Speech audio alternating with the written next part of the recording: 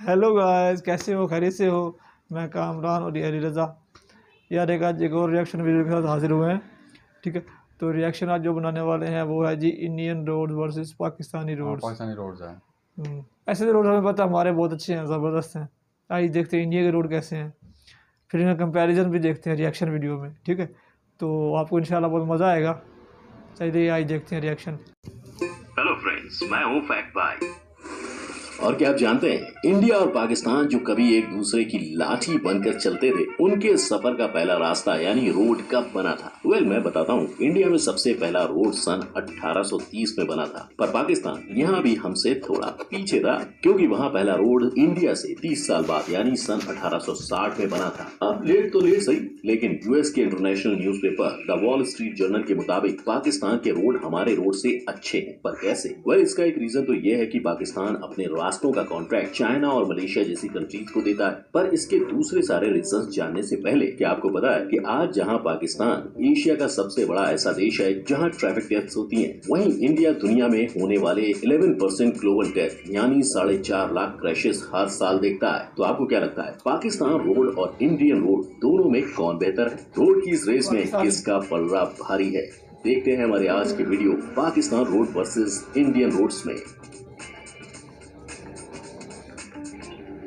अब अगर हम सड़कों की बात करें तो यही वो चीज है जो इंसान से इंसान को और एक जगह को दूसरी जगह से जोड़ती है। तभी तो इनके डेवलपमेंट की पहली नींव 2800 ईसा पूर्व में 2800 बीसी में इंडस वैली सिविलाइजेशन के हड़प्पा और मोहनजोदारो जैसे शहरों में रखी गई थी, ताकि इनके जरिए हर शहर एक दूसरे से जुड़ पाए और लोगों को ट्रेड करने में आसानी हो। लेकिन इंडस वैली सिविलाइजेशन में रोड्स की बस नींव रखी गई थी, जबकि इनको बनाने का काम इनके बाद आने वाले राजा महाराजाओं ने किया था। और उनके इसी काम को आगे बढ़ाते हुए मौर्य एम्पायर ने ग्रैंड ट्रंक रोड, जो अफगानिस्तान के काबुल से शुरू होकर पाकिस्तान और इंडिया से होते हुए बांग्लादेश तक जाती है, उसे बनाया था। इसके बाद जैसे जैसे मानव प्रजाति की पीढ़ी आगे बढ़ी, वैसे वैसे इन रोड्स का काम भी आगे बढ़ता गया, क्योंकि सूर्य एम्पायर, मुगल एम्पायर और यहाँ तक कि ब्रिटिश एम्पायर ने भी इन्हें बेहतर बनाने के लिए इन्हें अपने अपने राज में रीबिल्ड किया था। लेकिन आज जिस तरह के रोड्स हम इंडिया में देख रहे हैं, उस मेटल रोड का कंस्ट्रक्शन जैसा मैंने बताया 1830 में ब्रिटिश ईस्ट इंडिया कंपनी ने पहली बार किया था, जिसके बाद 1860 में ये कंस्ट्रक्शन पाकिस्तान पहुंचा था। और आज ये कंस्ट्रक्शन इतना बड़ा हो गया है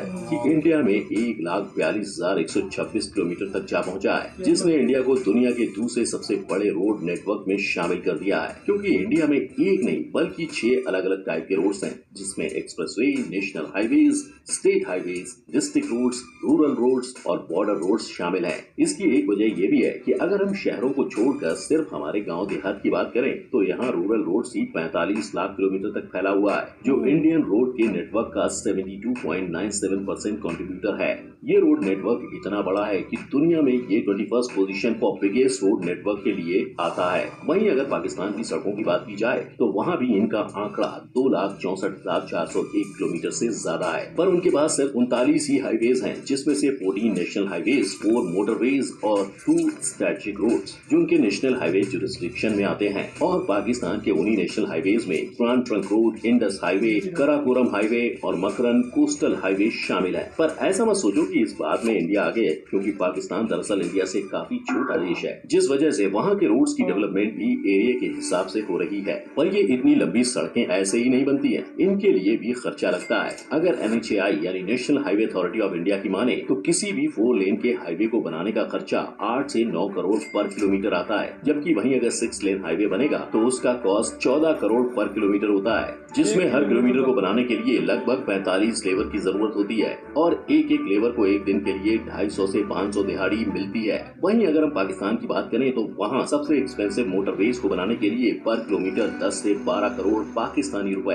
खर्च होते हैं, जबकि अगर सरकार वहाँ नेशनल हाईवेज बनाती है तो उसका खर्चा पर किलोमीटर 4 से 6 करोड़ पाकिस्तानी रुपीस तक आता है। हालांकि इन रोड्स को सिर्फ बनाना नहीं होता, इन्हें मैनेज और मेंटेन भी करना होता है, ताकि इन रोड्स के खराब होने और इन पर कोई हादसा होने पर एक डिपार्टमेंट हो जो इंसानों की प्रॉब्लम को सुलझा सके। क्योंकि इंडिया में 6 तरह के रोड्स हैं। हर रोड अलग डिपार्टमेंट के दायरे में आता है, इसलिए इनको मैनेज करने के डिपार्टमेंट्स भी अलग अलग होते हैं। जैसे नेशनल हाईवे की managing authority ministry of transport and highways की होती है। स्टेट हाईवेज और डिस्ट्रिक्ट हाईवेज के लिए PWD यानी पब्लिक वर्क डिपार्टमेंट होता है।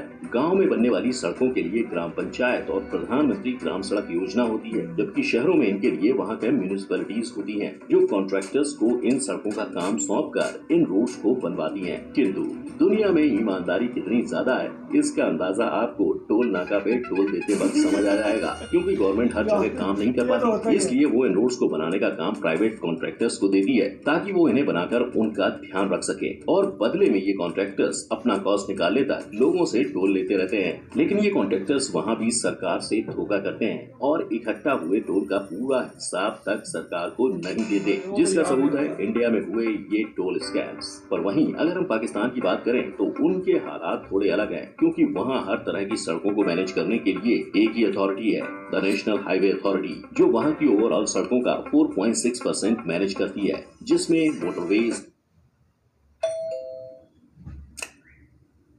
अभी फूड पांडा करो, जिसमें मोटरवेज, हाईवेज, स्ट्रैटेजिक रूट्स सभी शामिल हैं। परंतु आप ऐसा बिल्कुल मत सोचो कि पाकिस्तान में सड़कें कम है और एक ही अथॉरिटी है तो वहाँ स्कैम नहीं होते होंगे। ना, ऐसा बिल्कुल नहीं है, क्योंकि दुनिया के हर कोने में करप्शन फैला हुआ है और हम तो इंडिया के पिछड़े भाई पाकिस्तान की बात कर रहे हैं, जहाँ इंडिया की ही तरह करप्शन में कंजूसी नहीं होती। आप देखते हैं कि दोनों ही देशों की सड़कों में ज्यादा ग्रोथ किसकी है। सो अगर हम ग्रोथ की बात करें तो दोनों देशों की आबादी और उनकी जरूरत के हिसाब से रोड्स के परसेंटेज भी इंडिया में बढ़ रहा है। तभी तो जो 2015-16 में नेशनल हाईवेज इंडिया की टोटल सड़कों में 1.80% थे, वो फिलहाल बढ़कर 2.51% हो गए हैं और ठीक ऐसे ही बढ़त गांव और उनके डिस्ट्रिक्ट में भी हुई है, जिनका परसेंटेज 2015-16 में 10.03% था और आज 10.17% हो चुका है। साथ ही प्रधानमंत्री ग्राम सड़क विकास योजना ने तो इन डिस्ट्रिक्ट रोड्स की ग्रोथ का आंकड़ा 70.23 से 72.97 पर कर दिया है। हालांकि ये विकास हर तरह की सड़क में नहीं हो रहा है, क्योंकि कई जगहों पर स्टेट हाईवेज को नेशनल हाईवेज से मिलाया जा रहा है, ताकि लोगों की जरूरत और उनके टैक्स पे इसका असर नहीं दिखे। इसके अलावा अगर आप अपने गली मोहल्ले के गड्ढों को देखकर निराश हो रहे हैं तो मत होइए, क्योंकि इन रोड्स का क्वालिटी इंडेक्स कुछ और ही बयान करता है। यानी इंडिया की क्वालिटी इंडेक्स 141 कंट्रीज के 4.07 आउट ऑफ 10 पॉइंट्स के पीछे छोड़ते हुए 4.5 है और ये हर साल इम्प्रूव हो रही है। वहीं इस रेस में पाकिस्तान भी इंडिया से थोड़ा ही पीछे है, क्योंकि उसकी सड़कों का क्वालिटी इंडेक्स 2019 में 4 पॉइंट था, जिसमें पाकिस्तान ने रातों रात तरक्की नहीं की है। इसके पहले पाकिस्तान की सड़कों का हाल काफी साल तक बुरा था, फिर इससे सबक लेते हुए वो अब इनको सुधारने में लगा हुआ है। और क्योंकि पाकिस्तान किसी भी रेस में इंडिया से पीछे नहीं है, इसीलिए तो हर साल इनका भी व्हीकल का ट्रैफिक 3% से और पैसेंजर ट्रैफिक 4.5% से बढ़ रहा है, जो पाकिस्तान गवर्नमेंट को वहाँ की सड़कें सुधारने का मौका दे रहा है। नेक्स्ट अब हम बात करते हैं कि कौन से देश के रूल्स और रिस्ट्रिक्शन ज्यादा सख्त हैं। इंडिया के एक्सप्रेसवेज पर 120 km/h की स्पीड लिमिट है और हाईवेज पर ये स्पीड लिमिट हैवी और नॉर्मल व्हीकल के लिए 100 किलोमीटर है। वहीं अगर पाकिस्तान की बात करें तो उनके पास तो भैया एक्सप्रेसवे नहीं है, पर उनके मोटरवेज की स्पीड लिमिट हैवी व्हीकल के लिए इंडिया से ज्यादा यानी 110 km/h है, जबकि कार्स, जीप और SUV के लिए यही स्पीड लिमिट 120 km/h है। पाकिस्तान में हाईवेज भी है, इसलिए वहाँ की स्पीड लिमिट इंडिया की तरह 100 km/h है। और जैसा कि आप सब जानते हैं, स्पीड लिमिट के साथ साथ हर देश में सड़कों के लिए कुछ रिस्ट्रिक्शंस भी होते हैं, जो इंडिया और पाकिस्तान दोनों ही देशों में सेम है, क्योंकि दोनों ही जगह ओवर स्पीडिंग से लेकर सेफ्टी इक्विपमेंट जैसे हेलमेट, सीट बेल्ट और ग्लव्स लगाने की रिस्ट्रिक्शंस हैं। लेकिन पाकिस्तान के मोटरवेज पर तो रिस्ट्रिक्शंस का पहाड़ है। फॉर एग्जाम्पल, मोटरवे पर bike not allowed, over speed not allowed, overloading not allowed. यही नहीं, वहाँ 400 सीसी के नीचे के इंजन वाले कार्स को चलाना, यूज्ड टायर व्हीकल्स वाली गाड़ियों को चलाना भी अलाउड नहीं है, जिस वजह से पाकिस्तान में इंडिया से कम एक्सीडेंट्स होते हैं। तो क्लियरली रिस्ट्रिक्शंस और सेफ्टी के मामले में तो पाकिस्तान ही आगे है। लेकिन ये तो हुई फिलहाल की बात, पर क्या अपने फ्यूचर प्रोजेक्ट से इंडिया अपने आप को पाकिस्तान से आगे ले जा पाएगा? Well, let's find out. सबसे पहले तो बात करते हैं पाकिस्तान की, जो फिलहाल काफी तेज गति से अपनी सड़कों में इम्प्रूवमेंट कर रहा है और इसी के लिए उसने अनाउंस किया है कि आने वाले कुछ सालों में वो M6, motorway 6, M7, M8, M12, M13 बनाने वाला है और इनमें से कुछ की कंस्ट्रक्शन का काम तो शुरू भी हो चुका है। और रहा सवाल इंडिया के मेगा प्रोजेक्ट्स का, तो इंडिया में फिलहाल 12 प्रोजेक्ट सिर्फ एक्सप्रेसवे के चल रहे हैं, जिसमें 1047 किलोमीटर का गंगा एक्सप्रेसवे, 766 किलोमीटर का मुंबई नागपुर एक्सप्रेसवे और कुछ 11 हाईवेज के प्रोजेक्ट्स भी शामिल हैं। सिर्फ इतना ही नहीं, इसके अलावा इंडिया में 1380 किलोमीटर के साथ दुनिया के सबसे बड़े हाईवे दिल्ली मुंबई एक्सप्रेसवे को भी 98,000 करोड़ के साथ मार्च 2023 तक बनाने का प्लान पास हुआ है। हालांकि इन बड़े फ्यूचर प्रोजेक्ट्स के बाद भी दोनों कंट्रीज के एक्सीडेंट केस कुछ और ही बयां करते हैं, क्योंकि इंडिया में सिर्फ 2013 में 1,37,000 लोग एक्सीडेंट्स में मारे गए थे। अगर हम इंडिया द्वारा लड़े गए 4 युद्धों में शहीदों की गिनती करें तो वो 8,000 के करीब है, यानी युद्ध से ज्यादा हमारे देश में लोग रोड एक्सीडेंट में मारे जाते हैं। वहीं अब अगर हम 2018 के डेटा को देखते हैं तो उसके मुताबिक इंडिया में हर 1 लाख की पॉपुलेशन पर 23.87% डेथ रेट है और पाकिस्तान में ये आंकड़ा 17.12% था, जिसके चलते पाकिस्तान 2000